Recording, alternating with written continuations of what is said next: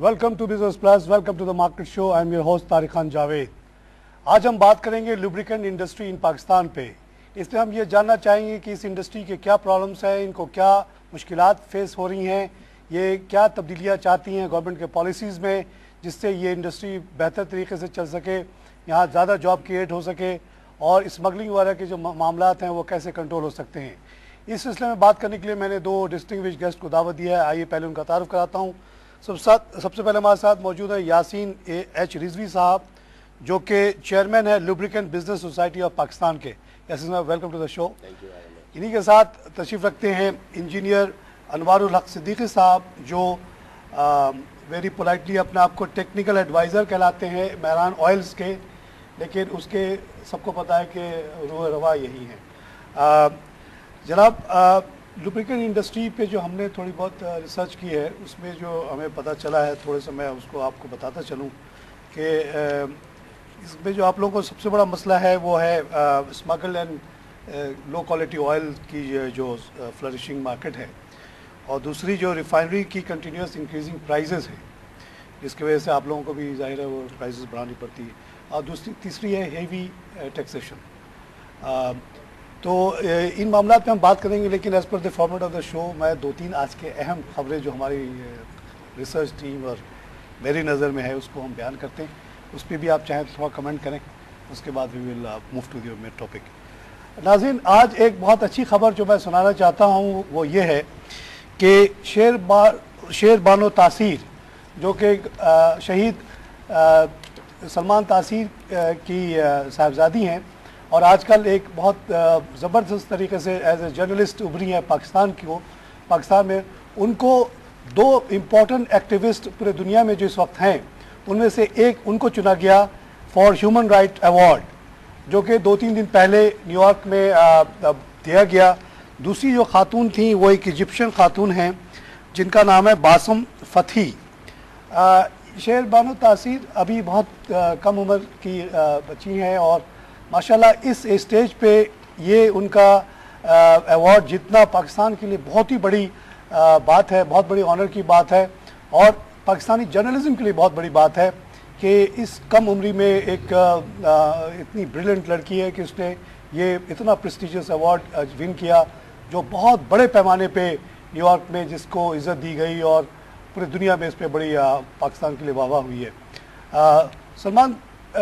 शेर बानो तासीर जो है औरतों के हकूक़ के लिए और माइनॉरिटीज़ के हकूक़ के लिए बिला धड़क बोलती हैं, लिखती हैं। उनको थ्रेट्स भी आए, लेकिन उन्होंने अपने आवाज़ को बंद नहीं किया। ऐसे लोगों को हम बहुत अप्रिशिएट करते हैं। अल्लाह करे उनको लंबी उम्र मिले और वो अपना काम जारी रखें और मुल्क और कौम की इज़्ज़त बढ़ाएं। दूसरी जो अहम खबर है वो ये है कि हमारी नज़र में कि कल केसी जो है 104 पॉइंट नीचे गिर गया, और उसकी जो वजह बताई गई वो वाइडनिंग ट्रेड डेफिसिट है। ट्रेड डेफिसिट बीच में हमारा कम होना शुरू हुआ था, लेकिन अब वो फिर से बढ़ना शुरू हुआ है। साथ साथ इन्फ्लेशन, जिसको हम ये समझ रहे हैं कि डिस्काउंट रेट कम होने की वजह से कि शायद ये मसला ख़त्म हो गया, असल में नहीं हुआ है। अभी भी इन्फ्लेशन बहुत ज़्यादा है, और वर्ल्ड बैंक ने, IMF ने इस बात को दोहराया है कि Pakistan is facing 2 problems of trade deficit and inflation, जिसकी वजह से कल जो है ना मार्केट में काफ़ी मंदी आई। तीसरी अहम खबर यह है कि US मिसाइल ने कल अटैक किया साउथ वज़ीरिस्तान में, और एक मौलवी नज़ीर कोई बड़े कमांडर है, उनके भाई को भी उसमें मारा गया, और इसको बहुत बड़ी कामयाबी मानी जा रहा है। जैसा कि आपको पता है नाज़रीन के कुछ दिन पहले क्लिंटन आई और उन्होंने पाकिस्तान को क्लियर कट वार्निंग दी है, वर्ड यूज़ किया days and weeks, not months and years, जिस पे उन्होंने कहा है कि आप इन मिलिटेंट्स के ख़िलाफ़ एक्शन लें। और इस तरह की जो अल्फाज यूज़ होते हैं डेज़ एंड वीक्स, उसका मतलब यही होता है कि अगर आप नहीं करेंगे तो हम कुछ करेंगे। और आपने देखा कि उसके बाद से जो है ना ड्रोन अटैक्स में इजाफा हुआ है, और साथ साथ कल जो है उनके हेलीकॉप्टर्स भी नॉर्थ वज़ीरिस्तान में कुछ इलाके में गए, सर्वेलेंस की, पाकिस्तानी फोर्सेस ने उनको शूट किया तो वो वापस चले गए। मामला बड़े गंभीर होते जा रहे हैं। अब आइंदा हम कुछ दिनों में, जैसा कि अमेरिका हमें धमकी दे रहा है, हम इन इलाकों में एक्शन लेते हैं या नहीं लेते, और हम नहीं लेते तो उसके बाद देखिए क्या होता है। ये बड़ी एक तशवीश की सिचुएशन पाकिस्तान के लिए पैदा हो रही है। آئیے ہم اپنے معزز مہمانوں سے بھی ان خبروں پہ اگر آپ کوئی تبصرہ کرنا چاہیں کریں، ادروائز لوبریکنٹ بزنس پہ ہم آ جاتے ہیں جو آپ کا. میرے خیال سے ہم لوگ تو پروفیشنل لوگ ہیں جی جی، اور بہتر یہ ہے کہ ہم اپنی انڈسٹری کے بارے میں کچھ گفتگو کریں. آپ نے ماشاءاللہ بڑی اوپننگ جو ہے بڑی سیر حاصل کی ہے، تو اس میں مزید چیزوں کا اضافہ کرنے کی تو مجھے کوئی گنجائش لگتی نہیں ہے. ایک تو آپ ذرا ہمیں سمجھائیں کہ یہ ٹوٹل بزنس کتنا ہے، پوری ڈیمانڈ کتنی ہے، اس میں سپلائی لوکل کتنی ہے، ایکسٹرنل کتنی ہے، اسمگلنگ کا کتنا پورشن ہے، who are the main players of this. اس سے پہلے میرا خیال ہے کہ تھوڑا سا لوبریکنٹس کے بارے میں تو بتا دیں. چلے یہ بتا دیں کئی لوگوں نے مجھ سے پوچھا ہمارے ریسرچ کے ایریا میں بھی کہ بھائی دیکھیں what do you mean by this. جی، پیٹرولیم دنیا کا اس وقت سب سے مضبوط ترین سیکٹر ہے. اسی کے اوپر جنگ ہو رہی ہے.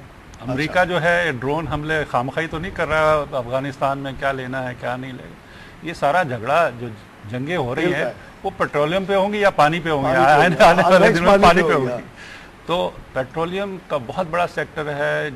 جو سب سے پہلے ڈسکوری جو 27 اگست 1859 میں پیٹرولیم ڈسکور ہوا تھا امریکہ میں، ڈرلنگ ہوئی، اور اب سے لے کے 1859 27 اگست 1859 سے سٹوری شروع ہوئی اور اب یہاں تک پہنچ رہی ہے. اور پیٹرولیم جو ہے اب کس چیز میں نہیں ہے کہ آپ جو چیزیں پلاسٹک کے سارے سب جو جس چیز کو بھی پکڑیں، گاڑی لیں یہ لیں، لیکن اس پیٹرولیم کے اندر یہ لوبریکنٹ ایک بہت چھوٹا سا سیکٹر ہے لیکن بہت امپورٹنٹ ہے، کیونکہ بغیر لوبریکنٹ کے جہاں بھی موشن ہوگی وہ رگڑ پیدا ہوگی. اس رگڑ طور سے جب لوبریکنٹ کی بات کرتے تو گاڑی کے آئل کی یا موٹر سائیکل کے آئل کی سمجھتے ہیں، جہاں بھی مشین تو بہت قسم کی ہوتی ہے. کیونکہ ایکچولی جو ہے لوبریکنٹ وہاں استعمال ہوتا ہے جہاں دو میٹالک سرفیسز کے ملاپ ہوں گے اور وہاں رگڑ پیدا ہوگی، فرکشن پیدا ہوگی، اس کو ریڈیوس کرنے کے لیے. لیکن یہ ایک کام نہیں ہے، یہ بہت سارے لوبریکنٹ کام کرتا ہے، کوئی 8-9 پرفارمنس کرتا ہے. تو یہ تھوڑی سی لوبریکنٹس کے بارے میں میں نے کہا کہ آپ کو بتا دوں کہ کس طرح سے پیٹرولیم. تو یہ ساری کہانی کوئی 160 سال کی ہے کہ پیٹرولیم آیا، ورنہ پہلے دنیا میں اس کا مسئلہ نہیں تھا. لیکن اس وقت سب سے بڑا مسئلہ ہے. اسی کے حصول کے لیے، اسی کے لیے سارے عراق وار از اے ویری گڈ ایگزامپل. اب میں آپ تو سعودی عربیہ میں تھے اس وقت جب شروع ہوا ہے. ان سے کہوں گا کہ یہ میں جب یہ جنگ شروع ہوئی تو میں بینکر تھا وہاں پہ خبر میں. اچھا. وہاں جو بڑے بڑے ملٹی نیشنل تھے، بیکٹل، ہیلی بیٹن اور اس طرح کے تمام، ان کا رونا یہ تھا کہ جی عراق میں ہمارے پاس کاروبار نہیں ہے، فرینچ کمپنی چائنیز کمپنی نے لے لیا، یہ ہماری جو مختلف گورنمنٹ آ رہی ہے جا رہی ہے ہمارے لیے کچھ نہیں کر رہی ہے. تو we should find a way to get into Iraq to do our business either by begging Saddam or kicking him out. اور یہی بیسس بنا اس جنگ کا. Otherwise there was no reason. اچھا، دوسری جو لاجک بتائی گئی تھی وہ یہ تھی کہ عراق کی جو آئل کی production cost was the lowest in the world $6، جبکہ سعودی عربیہ کے $9-10، بیکاز ان کے سارے لوکل انجینئرس ہوتے تھے. سعودی عربیہ میں آپ کو پتا ہے ارامکو کے انجینئرس کی اتنی زیادہ تنخواہ، 40,000 50,000 ریال کوئی بات ہی نہیں تھی وہاں. تو وہ کہہ رہے تھے کہ وہاں سے $6 کا نکالیں گے، $12-13 میں بیچ دیں گے، سعودی عربیہ کا عشر ہو جائے گا. 9/11 کے بعد تو ناراض تو تھے سعودی عربیہ سے. صحیح بات ہے. تو ساری جنگیں آپ بالکل صحیح کہہ رہے ہیں آج کل ہو ہی رہی ہے تیل کے نام. بعد میں لوبریکیٹنگ آئل پہ آنا چاہتا ہوں. انوار صاحب نے جو ماشاءاللہ بتایا آپ کو کہ 160 سال کی یہ کہانی ہے، لیکن یہ 160 سال کی کہانی نے پوری دنیا کو جو ہے وہ ٹرانسفارم کیا ہے from very very unuseful crude to a very very useful products. اب جب ہم بات کر رہے ہیں کہ لوبریکیٹنگ آئل کرتا کیا کیا ہے، جیسے انوار صاحب نے کہا جہاں پہ بھی دو میٹل جو ہیں وہ ریوالو کریں گے وہاں پہ اس کی فریکشن کو کم کریں گے. اس کے علاوہ کیا کرتا ہے؟ اس کے علاوہ وہ بڑی پروٹیکشن دیتا ہے، ہیٹ کو ریموو کرتا ہے. اس کے علاوہ اس کے اوپر ایک فلم کی کوٹنگ کرتا ہے جس سے جو پریشیس میٹل ہیں، جو ہیوی میٹلز ہیں، جو ایکسپینسو ہیں، وہ بچ جاتی ہیں. اس کے علاوہ سیلنٹ کا کام کرتا ہے، اس کے علاوہ کولنٹ کا کام کرتا ہے. تو اس کے مختلف جگہوں پہ مختلف فنکشنز ہیں اس کے. اس میں کوئی شک نہیں کہ سب سے زیادہ جو کنزمپشن ہے پوری دنیا میں کسی بھی لوبریکیٹنگ آئل کی وہ انجن آئل کی ہے، موٹر انجن آئل. اور انجن آئل کی دو شکلیں ہیں. ایک وہ انجن آئل جو کہ آپ ڈیزل ڈریون موٹر وہیکلس کے اندر یوز کرتے ہیں، اس کو ہم کہتے ہیں ہیوی ڈیوٹی انجن آئل یا ڈیزل انجن آئل. اچھا، heavy duty HDEO heavy duty engine oil. Okay. وہ جو ہے کمرشل وہیکلز میں یوز ہوتا ہے. چھوٹی موٹی جو ہمارے جتنے ڈیزل کے یہ یونٹس ہیں، پاور جنریشن یونٹس ہیں چھوٹے موٹے جو ڈیزل کے اوپر آپریٹ کرتے ہیں، ان میں یوز ہوتا ہے. پھر دوسرا سیکٹر جو ہے وہ پیسنجر کار موٹر آئل کا ہے. پیسنجر کار موٹر آئل جو ہے اس کو ہم PCMO کہتے ہیں. PCMO. لیکن جو ڈومینیٹنگ ایریا ہے لوبریکنٹ کی یوزیج کا وہ آٹوموٹیو انڈسٹری ہے. اب کیونکہ کمرشل وہیکلز بہت زیادہ ہیں دنیا میں اور اس کی سم کیپیسٹی بھی بہت زیادہ ہوتی ہے، تو لہٰذا اس کا والیوم بھی بہت زیادہ ہوتا ہے. آپ یوں سمجھیں کہ 1:5 کا ریشو ہے between passenger car motor oil versus the diesel engine motor oil. So in any given country the dominating lubricant which is used is basically the engine oils. اب مسئلہ یہ ہے کہ ہماری کیا مارکیٹ ہے. یہاں پہ کوئی اس قسم کی کوئی ادارہ نہیں ہے جو اسٹیٹسٹک کو جمع کرتا ہو یا ویریفائی کرتا ہو. ہم 2-3 ہمارے پاس سورسز ہوتے ہیں جس کے ذریعے ہم مارکیٹ کو ایسٹیمیٹ کرتے ہیں. ایک تو ہم نیشنل ریفائنری کو دیکھتے ہیں جو کہ واحد ریفائنری ہے جو اس کا بیسک را مٹیریل بناتی ہے جس کو کہتے ہیں بیس آئل. اس کے ہم دیکھتے ہیں کہ وہ تقریباً 190 سے لے کے 220 میٹرک ٹن تک جو ہے وہ پروڈکشن کر کے وہ کچھ سالانہ جو ہے وہ دیتی ہے.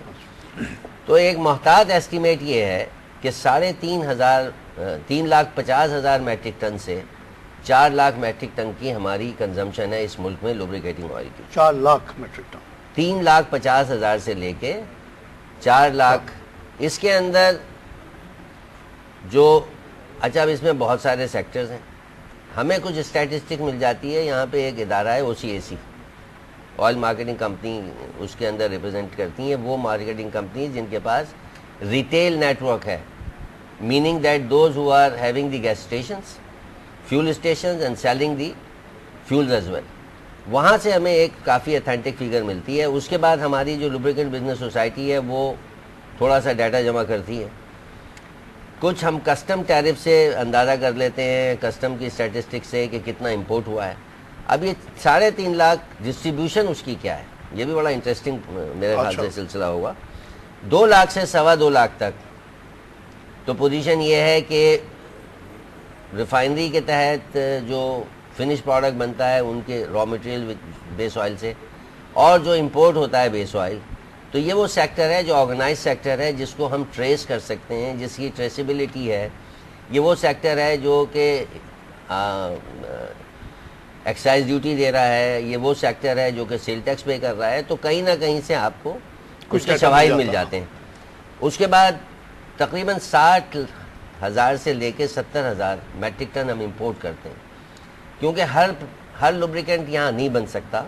آپ کی لمیٹیشن ہے. لمیٹیشن کیا ہے؟ لمیٹیشن یہ ہے کہ نیشنل ریفائنری صرف ایک قسم کا بیس آئل بناتی ہے جس کو ہم گروپ 1 بیس آئل کہتے ہیں.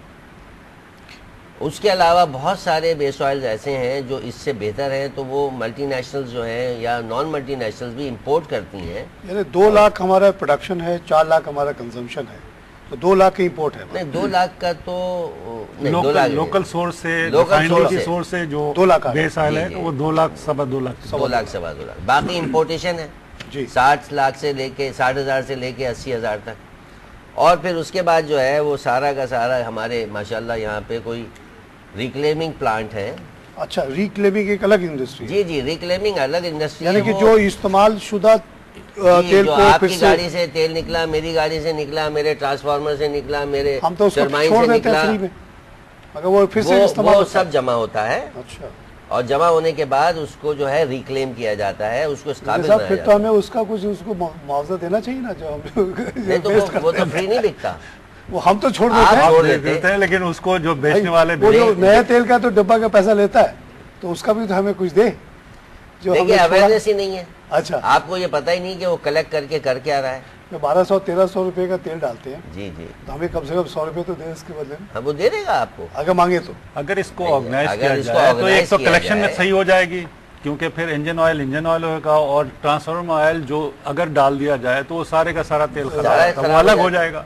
تو اس وقت تو سب مجموعہ بن رہا ہے جس کو ریکلیم کرنا بھی آسان نہیں، اور جو ہو رہا ہے ریکلیمیشن وہ میرے نزدیک جو ہے وہ صحیح ٹیکنالوجی استعمال نہیں ہو رہی ہے، اور بہت سارا اس کو ہم کہتے ہیں کڑھائی والا تیل، بڑے بڑے کڑھائیوں میں وہ ایسڈ ڈال کے، ایسڈ کلے سسٹم کہلاتا ہے، تو وہ تو انجوریس ہوتا ہے. وہ اگر آپ جیسے کہہ رہے ہیں کہ ٹرانسفارمر کا آئل اس میں ملا دیا گیا اور سب کو ملا کے انہوں نے کڑھائی میں ڈال دیا، تو وہ جو صحیح چیز تو بن ہی نہیں سکتی. نہیں، وہ پھر اس میں ایسا ہوتا ہے نا کہ ٹرانسفارمر آئل کی اپنی کیریکٹرسٹک ہوتی ہے اور انجن آئل کی الگ ہوتی ہے، تو انجن آئل اگر الگ رکھا جائے تو وہ اس سے جو دوبارہ کریک کریں گے وہ تو بہت اچھا ہوگا. لیکن اگر یہ مجموعہ ہو جائے، گیئر آئل بھی ملا دیا، ٹرانسفارمر آئل ملا، دوسرا ملا دیا، تو ایک کھچڑی بن جائے گی. اس کھچڑی میں سے پھر اچھا تیل نکالنا بہت مشکل کام ہے.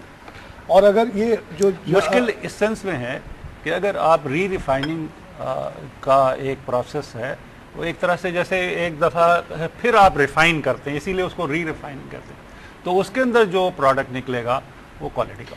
اچھا، اس کے لیے جیسے آپ کہہ رہے ہیں کہ یہ آرگنائز بزنس اگر ہو جائے تو بجائے یہ ایسی کڑھائی میں رکھ کے گرم کرنے کے اگر پراپر ریفائنریز لگائی جائے تو شاید بہتر پروڈکٹ آ سکے. ڈائریکشن جو ہے ہم نے سیٹ ہی نہیں کی. آپ ویسٹرن کنٹریز میں جائیں، کسی بھی گھر کے باہر 3 قسم کے ڈسٹ بن پڑے ہوئے ہوتے ہیں. ہمارے یہاں ایک ہی ہوتا ہے، ایک وہ بھی ہو جائے تو بڑی بات ہے. پلاسٹک کے لیے ہوتا ہے، ایک کارڈ اور اس کے لیے ہوتا ہے، اور ایک جنرل گاربیج کے لیے ہوتا ہے. اس سے کیا ہوتا ہے، جو کلیکٹر آتا ہے وہ پیپر اور کارڈ بورڈ جو ایک طرف کر لیتا ہے، تو یہ right from the user and segregation شروع ہو جاتی ہے. ہمارے یہاں یہ پرسیپشن ڈیولپ ہی نہیں ہو رہا ابھی تک.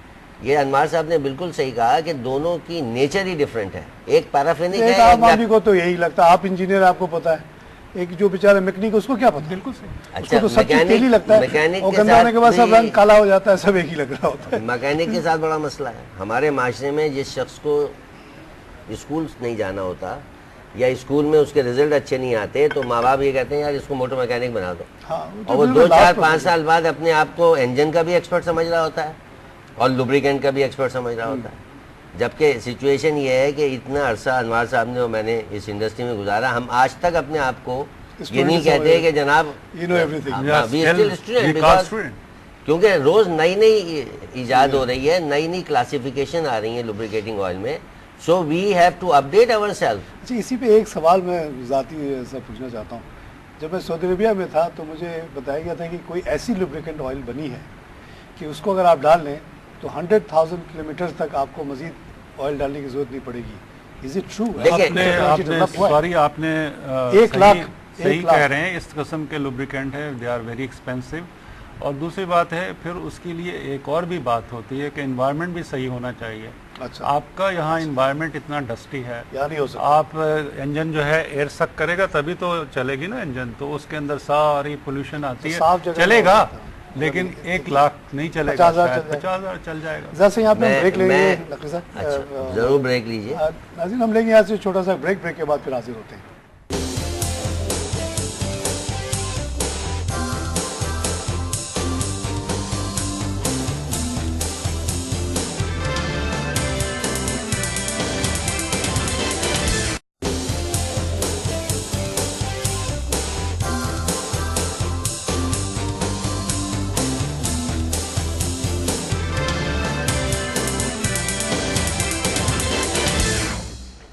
Welcome back. ہم بات کر رہے ہیں لوبریکینٹ انڈسٹری کے پر اور بڑی انٹرسٹنگ ڈسکشن ہو رہی ہے. جنرل انفارمیشن جو ہمیں ملی ہے ابھی تک وہ بہت انٹرسٹنگ ہے، عام لوگوں کے لیے بھی بڑا انٹرسٹنگ ہے. خاص طور سے ابھی ہم بات کر رہے تھے کہ یہ جو ہم تیل نکال کے پھینک دیتے ہیں اس کو کس طرح سے ریکلیم کیا جاتا ہے، اور انجینئر صاحب بہت تفصیل سے سمجھا رہے تھے کہ اس میں کیا پرابلمس ہیں، کس طرح سے یہ غلط طریقے سے بن رہا ہے. دیکھیں، ہمارے ہاں ریکلیمیشن جو ہے وہ شروع میں اس کو ہم کہتے تھے کڑھائی والا تیل. بڑی بڑی کڑھائی ہوتا ہے. بہت بڑی کڑھائی. اچھا، ایک دودھ کی کڑھائی ہوتی ہے نا، اس سے بہت بڑی کڑھائی ہوتی ہے، اور اس کو کہتے ہی وہ کڑھائی کا تیل. تو اس کے اندر وہ تیل ڈالتے ہیں، ایسڈ ڈالتے ہیں، اور پھر اس کو فرفیورل ارتھ ہوتی ہے جس میں سے اس کا جو ہے وہ بدبو کو تھوڑا کم کر دیتی ہے. لیکن جو ایسڈ ہے وہ رہ جاتا ہے. اور وہ ایسڈ جو ہے جب انجن میں جائے گا تو آپ جانتے ہیں ایسڈ کیا کرتا ہے، آکسیڈیشن پروسیس کو کر دے گا، کروجن بھی بہت بڑھا دے گا. تو یہ ریکلیمیشن پھر کیا ہوگا کہ گورنمنٹ نے 1985 میں ایک پالیسی بنائی، لیکن دی پالیسی واز رانگ. یہ کسی کمپنی کو اس وقت رضوی صاحب بھی کارڈیکس میں تھے، اور ہمارا بھی کالٹیکس کے ساتھ کچھ بزنس تھا. تو وہ کالٹیکس نے پرپوزل دی تھی کہ 50,000 ٹن کا ایک بہت سوفسٹیکیٹڈ لگا ہے, لیکن انہوں نے کہا نہیں جناب, انہوں نے اس کو ڈسٹریبیوٹ کر دیا کوئی 10 لوگوں میں. نیچرلی وہ جو کام کر رہے تھے اس نے کڑھائی کو تھوڑا سا ایلیویٹ کر دیا, تھوڑا سا اور ٹھیک کر دیا. اب ایکچولی جو ہے اس کے اندر جو پروسیسز ہونے چاہیں وہ ابھی تک پلانٹس نے نہیں لگائے. تو گورنمنٹ نے رائٹلی انہوں نے ریکلیمیشن پلانٹ کی سینکشنز دی ہیں. وہ ایک آرگنائزیشن ہماری جو یہ لو بزنس سوسائٹی ہے اس میں بھی ممبر ہیں, لیکن ابھی تک جو ہے گورنمنٹ نے جو 2001 کا تھا کہ اس کے اندر جو ہے ہم نے یہ پری پروسیس جو ہے ایک کرنا تھا, ویکیوم ڈسٹلیشن کہلاتا ہے. یعنی اس کی وجہ سے وہ پروسیس میں جو آگے جو پروڈکٹ جائے گا وہ زیادہ بہتر ہو. یہ دسمبر 2001 میں لگ جانا تھا.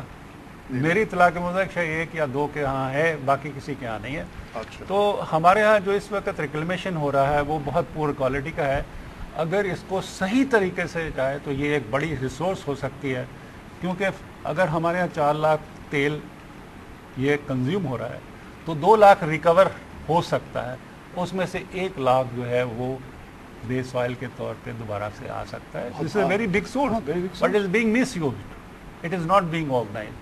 اب ہم لوگ نے بہت کوشش کی کہ اس کو صحیح لائن پہ لائیں, آرٹیکلز بھی لکھے, ڈان میں بھی چھپا, لیکن ابھی تک صحیح راستہ بہت ساری چیزوں کا متعین نہیں ہو, اس میں ایک یہ جو اسمگلنگ کا مسئلہ ہے, خاص طور سے کہتے ہیں بلوچستان سے, اور جو خاص طور سے افغان ٹرانزٹ ٹریڈ کو بھی یوز کیا جاتا ہے اس کے لیے, جا کے واپس آ جاتا ہے مال, وہ کتنا بڑا مسئلہ ہے آپ لوگوں کے؟ سر یہ بہت بڑا مسئلہ ہے. دیکھیے ہمارا جو ایران کا جو بارڈر ہے وہ کافی ہمیں لگتا ہے کہ پورس ہے. پورس ان اے سینس کہ آپ اگر اس ایریے کے قریب جائیں جو نے تو آپ کو وہاں لوبریکیٹنگ آئل طرح طرح کے آپ کو وہاں سے ہائی وے مل جائیں گے.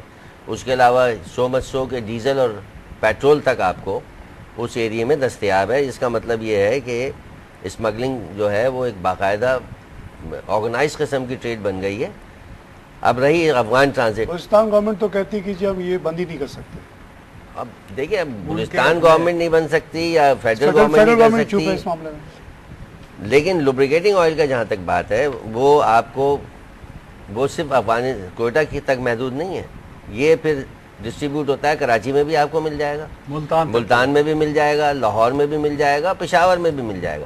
اچھا یہ جو ٹرانزٹ والی آپ بات کر رہے ہیں اس میں بالکل کوئی شک نہیں ہے. جو میرے خیال سے there is a big gap in reinforcing اور انفورسنگ دی کنٹرولز. اگر وہ اپنی جگہ جو متعین ہوئے ہیں اگر وہ انفورس ہو جائیں تو میرے خیال سے یہ افغان ٹرانزٹ کے ذریعے جو مال مختلف قسم کا پاکستان میں آتا ہے, اور خاص طور سے لوبریکیٹنگ آئل کی ہم بات کر رہے ہیں, وہ نہیں آئے گا.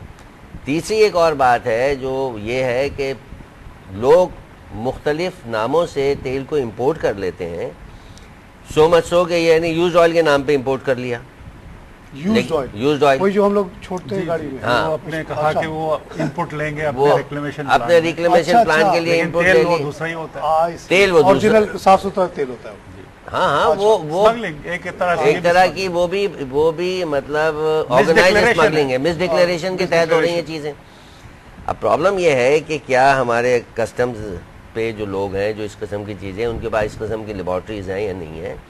لوبریکیٹنگ بزنس سوسائٹی نے تو مارچ میں ہم نے ایک بڑا واسٹ پروپوزل دیا اوگرا کو.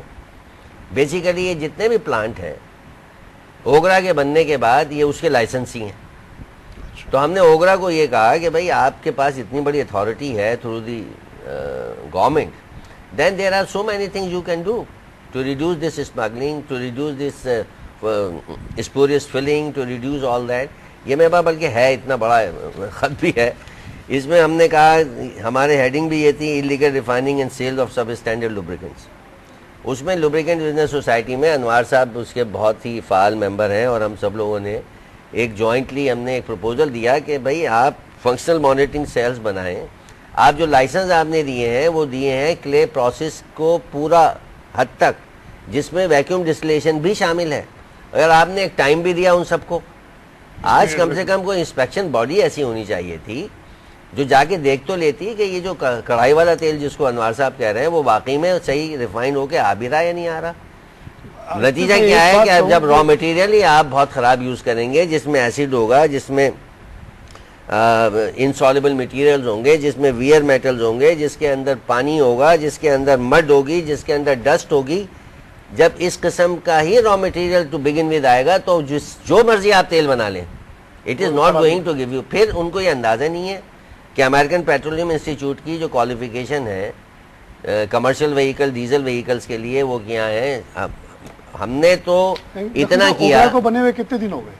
10 سال ہو گئے میرے خیال سے. ہاں اوگرا تو جب سے یہ ساری اتھارٹیز بنی تھی ساتھ ہی ساتھ اوگرا بن گئی تھی. ویسے پہلے منسٹری آف پیٹرولیم وہ شروع میں یہی کہتے رہے کہ جی ابھی آرگومنٹ ان کا یہ ہوتا ہے ابھی ہم بنے ہیں, ابھی ہم آرگنائز. نہیں ایسی بات نہیں, کیونکہ انہوں نے منسٹری آف پیٹرولیم سے یہ فنکشنز اپنے پاس لی. اور یہ جو میں بتا رہا ہوں 2001 کا یہ منسٹری آف پیٹرولیم کا نوٹیفیکیشن ہے, یہ اوگرا کا نہیں ہے. اچھا, تو یعنی اوگرا تو نے اون کرنا تھا اور کرنا تھا. OGRA is trying to do their best, لیکن پرابلم یہ ہے کہ ہم لوگ جو ہیں یہ business lubricant business society of Pakistan جو ہے اس کو میں نے جو اس میں شروع میں شامل ہوا تھا تو ہم چاہتے تھے کہ اس کو ایک ٹیکنیکل سوسائٹی جیسے سوسائٹی آف آٹوموٹیو انجینئرز ہے اس پیٹرن پہ لانا چاہ رہے تھے. کام ہو رہا ہے. آپ کو صرف اتنی سی تھوڑی سی اطلاع دوں کہ انجن آئل جو ابھی ہم نے کہا کہ اس کا 82% آپ کی ریسرچ کے مطابق جو ہے آٹوموٹیو انجن آئل بکتا ہے, تو اس کی ایک پاکستان سٹینڈرڈ تھا 1980 میں وہ ہوا تھا. اس کے بعد پھر بھول گئے, ہم سٹینڈرڈ والے بھول گئے. پھر 2005 میں ہم نے اس کو شروع کیا جب ہماری یہ بنی, اور الحمدللہ now there is PS 343 of 2007. یہ ہماری لوب بزنس سوسائٹی نے اس کو کیا. اب ہم گیئر آئل کے اوپر جو ہے کر رہے ہیں کہ اسٹینڈرڈائزیشن کر رہے ہیں. تو ملک کے اندر یہ لوب بزنس سوسائٹی جو ہے اس چھوٹے سے سیکٹر کو جو بہت امپورٹنٹ ہے, وائٹل, کیونکہ اس کے اوپر آپ کی انوائرمنٹ کا بھی تعلق ہے, اس کے اوپر آپ کی جو مشینری کی امپورٹ کا تعلق ہے, بہت بڑا. یعنی ایک ایسٹیمیٹڈ ہے کہ ان اقدامات نہ ہونے کی وجہ سے تقریباً 5 بلین روپیز کا لاس ہو رہا ہے ملک. 5 بلین.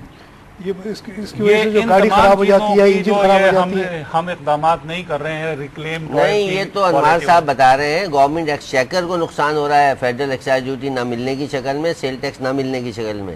جو آپ کا میرا نقصان ہو رہا ہے ایز اے اینڈ یوزر ان اور انجن, وہ اس کے علاوہ ہے, وہ اس وقت گنتی میں نہیں ہے. اب یہ ہم نے پاکستان اسٹینڈرڈ انسٹیٹیوشن سے, انوار صاحب صحیح کہہ رہے ہیں, ہم نے ایک کہا کہ ڈیزل انجن آئل کم سے کم امریکن پیٹرولیم انسٹیٹیوٹ کی CD کلاس سے نیچے نہیں بننا چاہیے, کیونکہ وہ ڈیٹریمنٹل ہے باقی کلاسز. یہ وہ کلاس ہے جو آبسلیٹ ہو چکی ہیں, اس سے نیچے والی کلاسیں یہ بھی تقریباً آبسلیٹ ہی ہے. اسی طرح پیسنجر کار موٹر آئل کے لیے ایک ہم نے کیٹیگری بنائی, API کلاسیفیکیشن SF سے نیچے نہیں ہونا چاہیے. یہ اسٹینڈرڈ موجود ہے, بٹ لیکن کوئی باڈی ایسی نہیں ہے جو اس کو انشور کر رہی ہو. کسٹم والے اس کو انشور نہیں کر رہے کہ کیا یہ لوبریکیٹنگ آئل اس کوالٹی لیول پہ آ رہا ہے کہ نہیں آ رہا. سرٹیفکیٹ آف اوریجن جو ہے وہ نہیں ڈکٹیٹ کرتے. اوگرا والے کس بات کی تنخواہ لیتے ہیں؟ سر اوگرا والوں کو تو ہم فیس بھی دیتے ہیں. یہ ہمارے 64 ممبر جو ہیں پلانٹ ہیں وی پے ایوری ایئر. تو میں نے ان کو اوگرا کو یہ کہا as a chairman of lubricant business society کہ بھائی we are ready to help you. آپ مختلف بڑے شہروں کے اندر مانیٹرنگ سیل بنا دیں.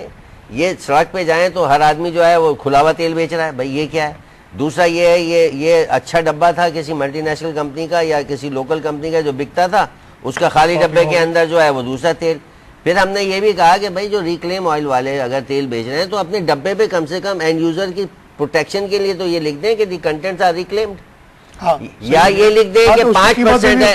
نہیں دیکھیں, اس کے اندر اینڈ یوزر کو فائدہ ملنا چاہیے یوں کہ اس کے اوپر آر جو ہوتا ہے نا سرکل کے اندر ہر جگہ ریسائیکل کا ہوتا ہے, کہیں ٹرائنگل ہوتی ہے ایرو کے ساتھ. میں رجسٹرڈ وہ لوگو یہ بھی ایک نوٹیفیکیشن ہے. یہ نوٹیفیکیشن نیور امپلیمنٹ. میں تو اس کو ٹریڈ مارک سمجھتا تھا. یہ ٹرائنگل ہوتا ہے. یہ بڑی ٹیکنیکل باتیں ہو رہی ہے. عام یوزر میرے جیسے اور جو بچے لوگ سن رہے ہیں, یہ بتائیے کہ موٹر سائیکل کا آئل ہو یا گاڑی کا آئل ہو, ایک نارمل کراچی اور پاکستان کے انوائرمنٹ میں کتنے دنوں کے بعد, کتنے کلومیٹر کے بعد ہمیں بدلنا چاہیے؟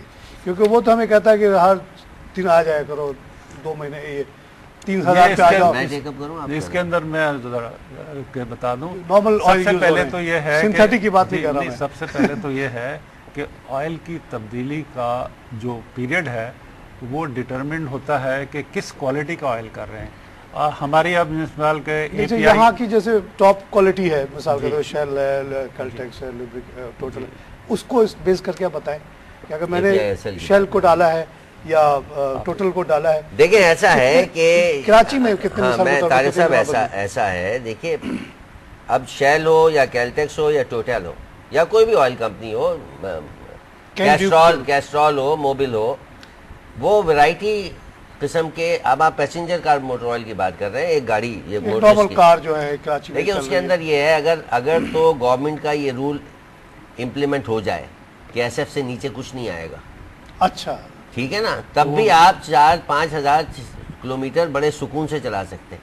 लेकिन अब आप तेल एसएफ के बजाय आप SCCC डाल लें, आप SCCC डाल दें, लोग बताते भी जाएं कि SCC SSF क्या है. नहीं, ये तो अमेरिकन इंस्टीट्यूट पेट्रोलियम की जो है ग्रेडिंग है, ये अल्फाबेटिकली ऊपर जाता है. एसएफ से ऊपर जाएगा SJ, या उससे और ऊपर जाएगा SJ के बाद SL आएगा. आजकल ये तीनों प्रोडक्ट मार्केट में अवेलेबल हैं. SF भी है और फिर SL भी है और SM भी है जो सिंथेटिक है.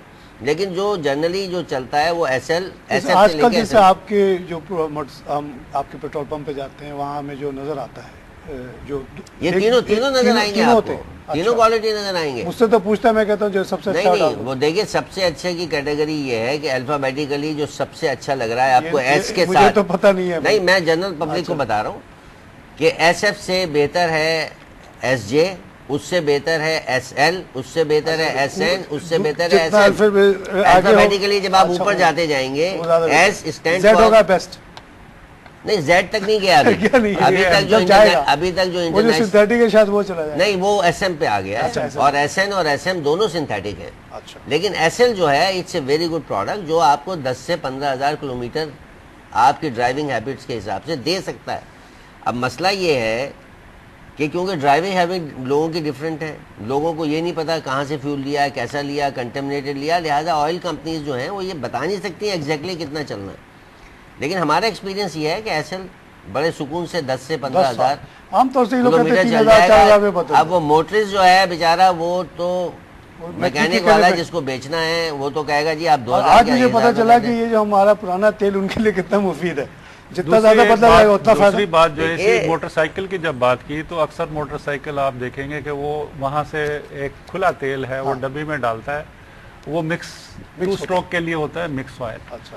और इसी तरह से सुजुकी वगैरह में जो है 2 स्ट्रोक, अब 2 स्ट्रोक इंजन बंद हो रहे हैं क्योंकि ये इन्होंने इन्वायरमेंट में इतनी ज़्यादा पोल्यूशन की थी कि मुझे कहा गया कि शायद 31 दिसंबर तक जो है ये 2 स्ट्रोक रिक्शे बंद हो जाएंगे अगर गवर्नमेंट ना बढ़ाया तो ये एक बहुत बड़ा काम होगा. इसी तरह मोटरसाइकिल भी 4 स्ट्रोक पे आ रही हैं, तो उसके अंदर तो वो तेल डालते हैं तो वो कोई क्वालिटी का तेल ही नहीं होता, वो स्ट्रेट बेस ऑयल होता है. तो कहने का मतलब ये है कि इसको जो इन्होंने रिजवी साहब ने जो बताया वो इसके अंदर C और S, C कमर्शियल व्हीकल के लिए और S जो है वो पेट्रोल ड्रिवन गाड़ियों के पैसेंजर के लिए होता है. जैसे SA से शुरू हुआ खत्म हो गया, अब SF जो है ना उससे नीचे सब खत्म है. SF से ऊपर अब SM तक चला गया है, ठीक है, हाईएस्ट लेवल. इसी तरह से जो हमारा C वाला है कमर्शियल व्हीकल है वो CI तक चला गया, उसके अंदर वो CI 4 तक चला गया है, लेकिन CD से नीचे खत्म. लेकिन हमारे यहाँ सबसे ज्यादा तेल पता है कौन सा बिकता है? SCCC वाला वो बिकता है जिसके टेस्ट भी नहीं अवेलेबल अब. तो मैं ये सिर्फ एक जुमला कहना चाहता हूँ, मेरी गुजारिश ये है आपके प्रोग्राम के तवज्जुह से, ओगरा, Pakistan standard institution, lubricant business society, east hydrocarbon development institute, ये 4 इदारे अगर मिल जाएं और कोशिश करें कि खुला तेल के ऊपर पाबंदी हो जाए, SF से और CD से नीचे कोई चीज़ ना बने, ना इम्पोर्ट हो ना बने. हर डब्बे के ऊपर लिखा जाए कि ओरिजिन कंटेंट जो है वो वर्जिन ऑयल से है या फिर रिक्लेम ऑयल से है. रिक्लेम ऑयल से तो कितना छोटा है कितना बड़ा. This is the only way to protect the consumer and consumer vehicle which has immense آپ بتا رہے کہ اسے اور اتنے صرف heavy ایک losses چیز اور ایڈ کر دوں، اویئرنیس پروگرام آپ Awareness جو کر رہے ہیں پروگرام یہ ایسے بہت سارے انشاءاللہ کرنے ہم پڑیں گے۔ ایک پروگرام آپ کے لیے پھر کریں گے کچھ دنوں کے بعد۔ طاہر بہت صاحب، شکریہ آپ لوگ آنے کا، پروگرام کا وقت ختم ہو گیا۔ آپ کے پاس اتنے سجیشنز ہیں جو ہم لوگوں کو دے سکتے ضرور، ہیں ضرور جس سے آپ اینڈ یوزر پروٹیکٹ ہوگا اور چیزیں اسٹریم لائن ہو سکتی ہیں۔ بالکل، The idea is to jobs say- create ہوگی۔ Awareness is the key word۔ کی ورڈ۔ بہت شکریہ آپ لوگوں کے آنے کا، آپ نے Thank you ٹائم very نکالا۔ much, we are- ناظرین، لوبریکینٹ انڈسٹری پہ یہ ڈسکشن ہم نے سنی، آپ نے سنی، اتنے کوالیفائڈ لوگ تھے کہ اب میں اس پہ کیا کنکلوژن کروں، ٹائم بھی ختم ہو رہا ہے۔ اسی کے ساتھ میں آپ سے اجازت چاہتا ہوں، خدا حافظ۔